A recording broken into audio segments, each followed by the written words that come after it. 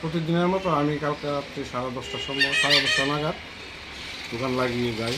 যাওয়ার পরে সকাল 7:30 নাগাদ দোকানে এসে শাটার খুলে দোকানে ঢুকে দেখি দোকানে কিছু মালপত্র এলোমেলো ভয়ে পড়ে আছে। তারপরে পিছনে গিয়ে দেখি যে আমার ঘরের দরজা 3-4টে সেটখানি আছে, এগুলো ভাঙা। তারপর সামনে এসে দেখি ক্যাশ বাক্স খোলা, ভাঙা। ক্যাশ বাক্স থেকে প্রায় 40-50 হাজার টাকার মতো টাকা ছিল, সেগুলো সব নিয়ে গেছে। মালপত্র কিছু নিয়ে গেছে। সিসি ক্যামেরার যেটা রেকর্ডিং হয় বক্সটা, সেই বক্সটাও নিয়ে গেছে। অনেক ওষুধ 2টা পেটি ছিল, ওইটাও নিয়ে গেছে। তারপরে কিছু দুধ, বেবি ফুড, হরলিক্স, আরও আনুষঙ্গিক কিছু বডি লোশন, অয়েল টয়েল, এগুলো নেসলে স্প্রেটে এগুলো নিয়ে গেছে।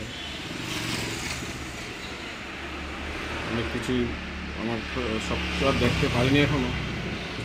অনেকক্ষণ অপেক্ষা করার পর পুলিশ আসলো, পুলিশকে খবর দেওয়ার পর পুলিশ ইনভেস্টিগেশন করে গিয়েছে।